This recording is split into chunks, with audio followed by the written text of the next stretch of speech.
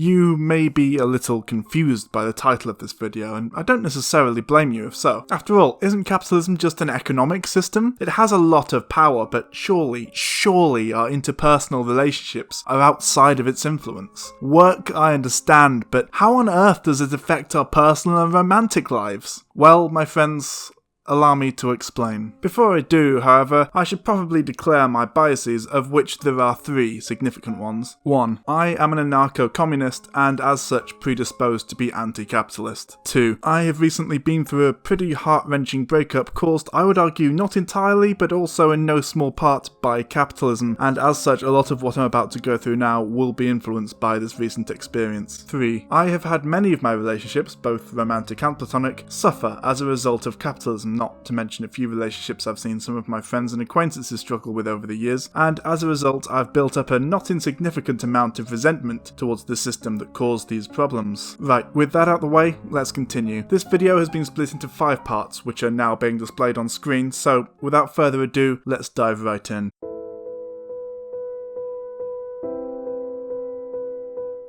This is probably the best known aspect of Marxist theory, other than his great big bushy beard, but I'll very briefly summarise it here for context. In order to succeed or even really survive under a capitalist system, we have to compete rather than collaborate, and actively work against our inborn human nature to work together in order to achieve mutually beneficial goals. If it was human nature to be selfish, we wouldn't have a society in the first place, we'd all be living in separate mud huts, a la primitive technology, in favour of profit and hierarchy. This idea, drummed into us from a young age and reinforced by almost every aspect of society, I would argue teaches us to be selfish, to attempt to dominate, and to focus on ruthless individualism over communication, compassion, and compromise. The knock-on effect of this should be obvious, so I won't dwell on it, but to be completely clear, relationships require a good deal of communication, compassion, and compromise. A relationship based on competition is not a healthy one, and yet in almost every other aspect of our lives, competition and aggression are seen as not just positive attributes, but essential ones.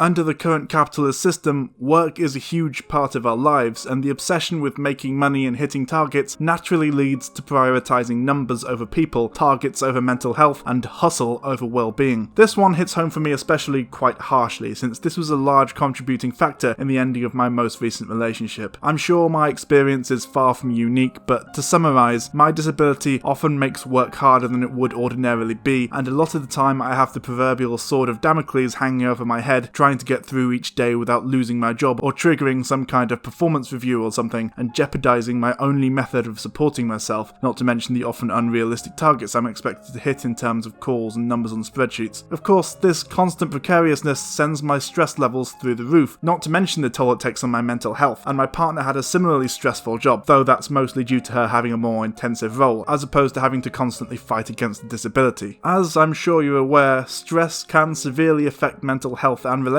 in a number of ways, from reducing sex drive, which is a huge deal, since often sex is the first thing to go when it comes to a breakup, and a lack of intimacy can start to erode the otherwise strong foundations of any relationship, to depression or anxiety, often causing one or both partners to retreat inwards, struggle to communicate, or associate negative feelings or unhappiness with the relationship. And for all of this, capitalism is responsible. Don't believe me? Ask yourself this: if we lived in a system where we could more easily take time off or work shorter hours or never have to worry about money, would relationships be easier or more difficult to maintain? Because we produce so much in the world right now that we easily could do all of those things, but we don't, because capitalism disincentivizes making people's lives better in favour of making more and more blood money.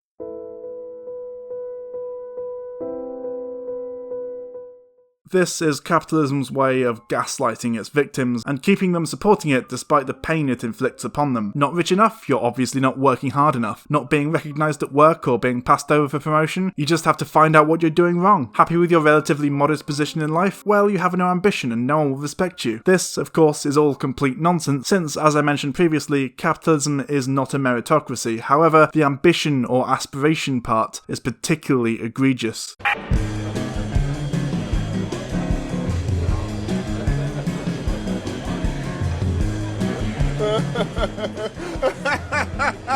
Isn't life fantastic? You've got the looks, the clothes, the money. You are living the dream, my friend. Oh. Except you're not, are you? The dream's just that, a dream. Real life doesn't work like that. Real life's a knobbly old mess full of graft and tedium and unexpected kicks to the nuts, spiritually speaking. So how come half the time your TV's smothered with glittering f***wits like that? Fuck! Oh!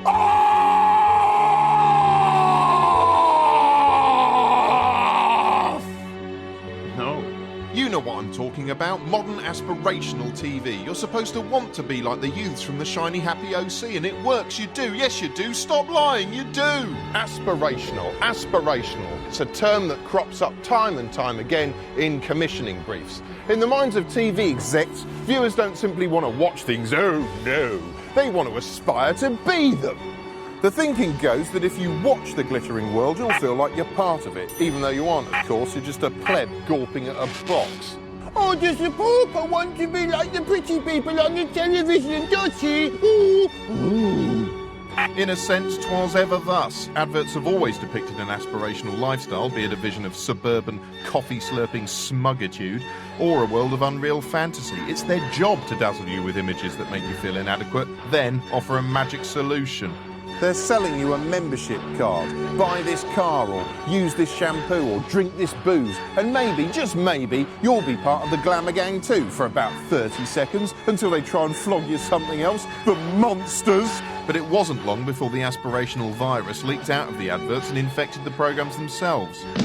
I first became aware of it back in the 80s, when shows like Dallas did their level best to make you feel suicidally inadequate for not being a billionaire tycoon. I was a mere stripling at the time, but even then I was left with a sense that I could never compete, that no matter how hard I tried in life, I'd never match up to the chandelier shagging anointed ones. JR, you are the daddy. Ambition and aspiration, we are told, in no small part by capitalist-owned media companies, masterfully summarised by Charlie Brooker in the clip you just saw, is essential, and a lack of it is a negative trait, since it means someone cannot compete under a capitalist system, climb the corporate ladder and so on, and so it therefore follows that to partner with no ambition is something to be ashamed of, and thus a person who doesn't seem quite as driven to progress or seems unable to is a partner who needs a kick up the arse to apply themselves, usually in the form of a fight. Likewise, a friend working in an entry-level position has no excuse to complain, especially if they're not using their spare time to go for training or education to prepare for a better job and climb the greasy pole. The flaws in this logic, as I see them, are as follows. 1. Not everyone can do that. Some people might have very good reasons not to spend evenings or weekends retraining to be exploited by a different capitalist, like for example children, or having a fucking life outside of work, and to expect people to spend every hour of the day either working or training to find better work is ridiculous and anti-worker. 2. Capitalism requires an underclass in order to function. If the serfs at the bottom aren't forced into depressing, awful jobs simply in order to survive, who will collect the trash or flip the burgers? I don't want to get into it, but I used to work at McDonald's and also in Wetherspoons, and in both places there was no flipping involved because they used clam grills that cook the burgers from above and below simultaneously, so the concept of flipping burgers is a decades-old cultural reference point used to denigrate and belittle minimum wage workers for seemingly no reason, and isn't even correct. 3. Complaints are relative. If people couldn't complain due to there being others who are worse off, then only one person in the world can complain about anything.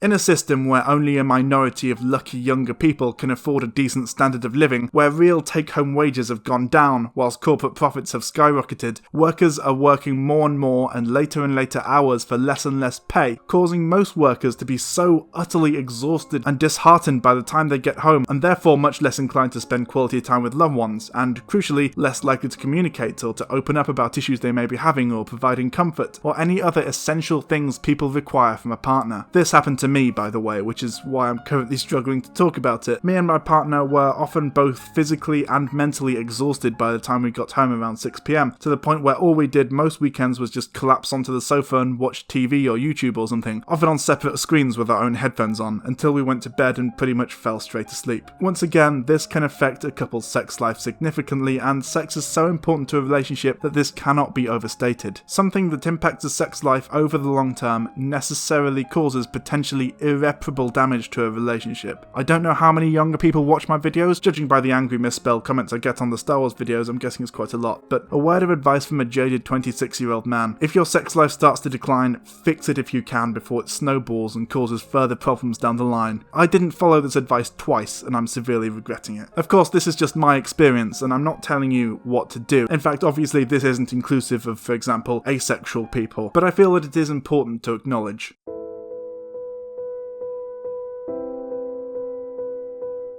They say that the three most common reasons relationships fail are sex, communication, and money. We've covered the first two already, so let's finish up by talking about money, the capitalists' favourite thing in all the world, and the cause of literally all the world's problems right now. It probably surprises no one that couples who suffer with money troubles fight more than others, and tend not to last as long as more financially stable couples. Capitalism not only causes, but actively requires poverty in order to function, and therefore a permanent underclass is necessary to allow the rich to leech off their hard work, and as such a significant number of couples will always be in dire financial straits and thus strained romantically. But even without that, let's flip it around. A rich couple can reduce hours at work without financial burden, can afford better dates and holidays and life experiences, and so on and so forth. This comic, basically. As a result, we can easily conclude that any fight resulting from finances is due to capitalism, and so if you and your partner have found yourself fighting over your money situation, you know who to blame.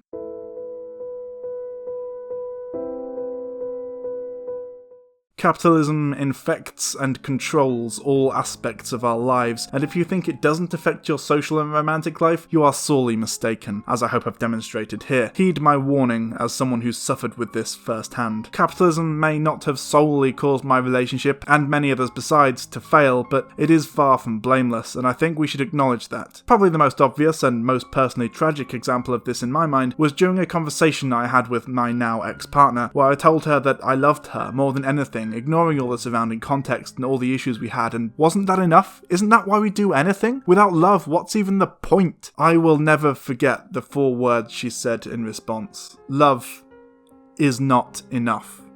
Love is not enough. It's true, though I wish it wasn't, because those 4 words, they hurt. They cut deep into my soul and keep going. Love is not enough, and that will never not be painful to have to accept. If you want to guarantee a happier romantic life, if you want to make sure there's a lower chance of your relationships failing, I have some good news and some bad news. The good news is that I do in fact have a solution. The bad news is that the solution is to tear down the capitalist system, risk everything, and potentially join a workers' revolution. I don't know about you, but I would happily fight and even die to improve the lives of my fellow workers. I'm not quite so concerned about my own well-being, after all I'm just one man, but there is nothing in this world more powerful than love and solidarity. If I can risk it all for a chance to protect love, I will in a heartbeat. Will you? Also, I wanted to congratulate myself for not titling this video "Capitalism Stole My Fiancé?" in all caps, because the urge to do so ironically was difficult to resist.